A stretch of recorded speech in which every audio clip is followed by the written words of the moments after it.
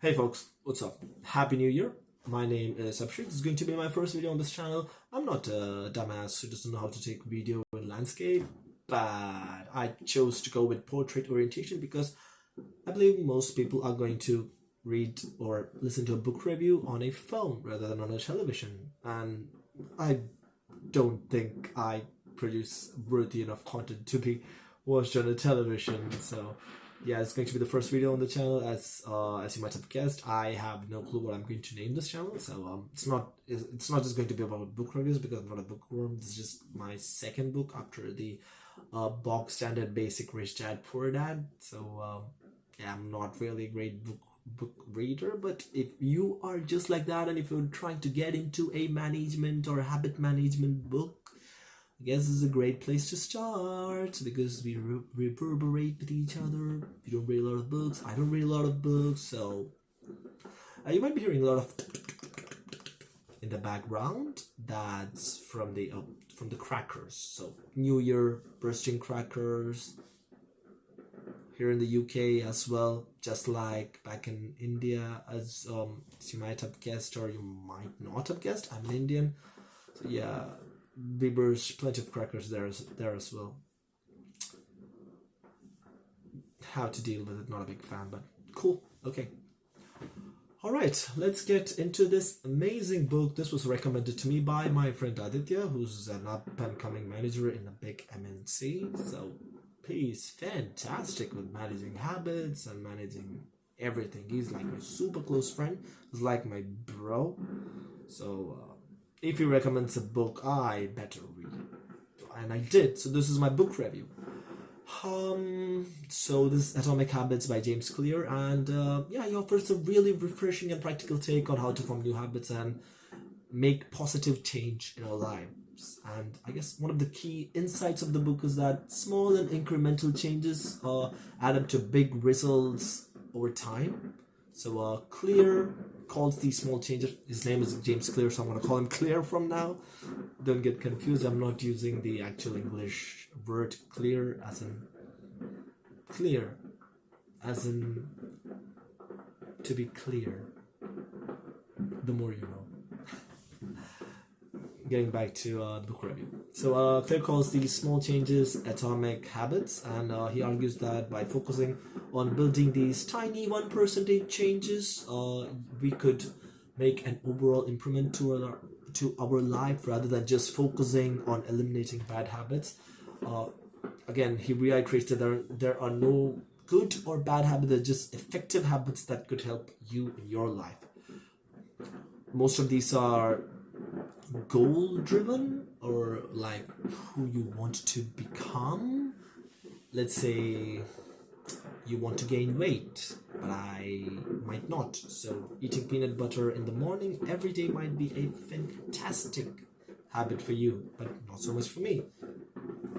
Something like that. So James Clear also emphasizes the importance of environment and the cues that we encounter on a daily basis in shaping our habits. He particularly explains that by altering our environment and the cues or the initiation point or the instigation points, we can create new habits and change our behaviors.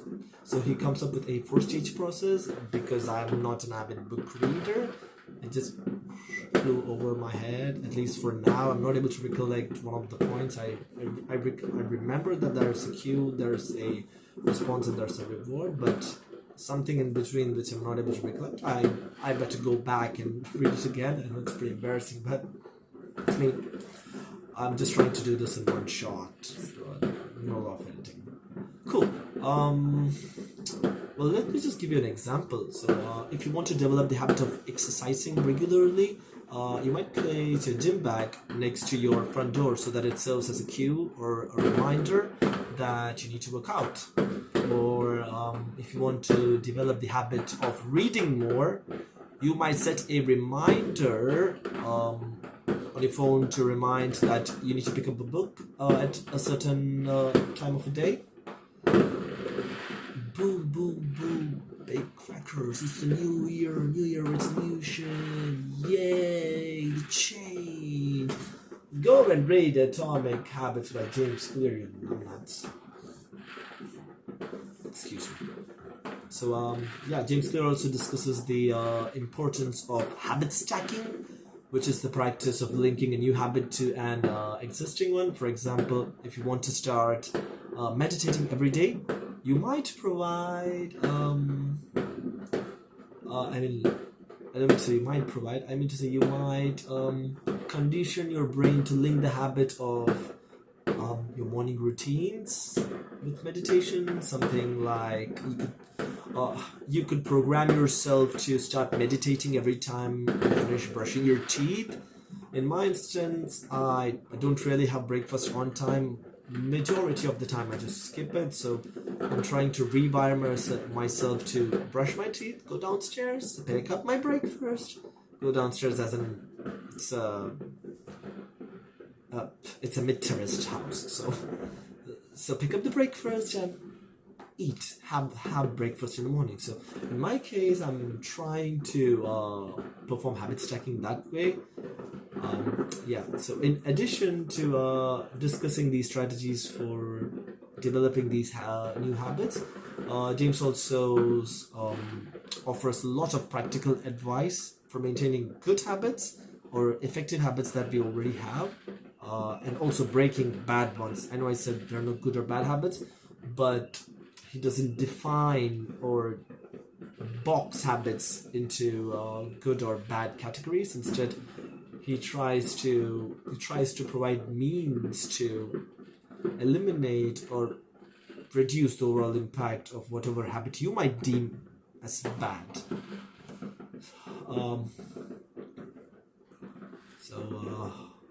Yeah, so it's a really good book. He also explains that it's often more effective to focus on building good habits rather than trying to break bad ones, and he also provides tons of strategies for creating systems and routines that support good habits. One of the key strategies that James recommends for building good habits is to make it incredibly easy to start. So the barrier to entry should be really low, and it should be really appetizing. I mean, it shouldn't be a chore to do something. Let's say if you want your kids to be great at chess, not a great example, I know you don't want to push your kids in one direction, but if you want your kids to be great at chess, you can't really burden them with chess. You don't want them to think it's a burden to play chess or to do homework. You want it to be entertaining. You want it to be encouraging. You want them to feel excited. You want them to feel excited. You don't want them to feel stressed whenever they think about chess. Something like that. So yeah.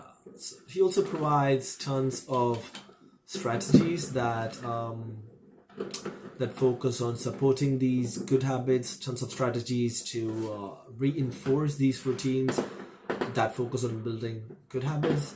And one of those key strategies that James recommends for building good habits is to make them, again, effortless, easy, clear to start. He also argues that by making it quite easy to start, we create a momentum and we build up motivation to continue. A good example would be that if you want to start a daily exercise routine, you might start by doing just 5 push-ups a day, which gives you that dopamine rush. You feel real good, and you could gradually build up over time. I think this is a fantastic strategy. I tried this in the past, and it has helped me. I mean, even prior to this book, I picked it up from one of my friends, and it did help me get all the way to 20 or 25. I didn't really have great upper body strength back then. I'm not saying that I am a fantastic I have a fantastic upper body strength. I'm not saying that. I'm just trying to emphasize that I've had a similar experience in the past where I never thought I would be able to do push-ups, but I was able to. So felt real good.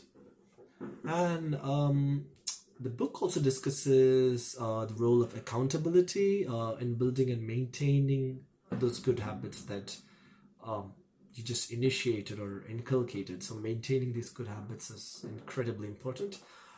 He also argues that by having this accountability, you can help stay motivated and on track. And yeah, the book also provides tons of strategies to find partners, or rather accountability partners, and putting accountability into our daily routines. So in a way that in a way you could say that we grow as a team, and as long as you're in a team and you're in a culture that inspires and does what you want to do or you desire to become. Let me put it this way: if you grew up in a culture that doesn't burst crackers, that's the normal to you. You despise bursting crackers. You understand the burden it puts on the environment, and you understand the economic burden or the financial strain it puts on people, and the physical or psychological burden it puts on those evidently underaged or underprivileged workers who work on these factories who produce your crackers far away in the east. So I know it's a pretty extreme example, but as long as you have as long as you find those cultures and those teams and those people you can interact with, to whom your desires or what you want to become is normal. For example, if you want to be smart, there's a lot of research that indicates that if you are with a lot of smart people, if you interact with them and if you work with them, sort of, if you're in their presence, if you form friendships with them, you grow together. Like they say, if you have rich friends, you inevitably get richer, as long as they're close friends and not snakes. So that's one of the examples. So a sense of belonging, that's what I'm trying to say. I hope you feel me there. A sense of belonging. We all strive that sense of belonging, don't we? The book also highlights a couple of stories, like researchers tried teaching a monkey a better way to crack nuts, and then the monkey trained or learned to crack nuts in a better way. Then they picked it and they put it in a group of monkeys who cracked nuts the old inefficient way, and this new monkey unlearned the new ability and started practicing the old ability, not the old one, the inferior way of cracking nuts, because it wants to mimic what they're doing, and it wants to have a sense of belonging, because we thrive as a team. We are humans, we are social creatures. So yeah, it's pretty I don't know, it's pretty, I don't want to say shocking, it's pretty uncanny, it's pretty surreal to think that subconsciously we might also be doing that.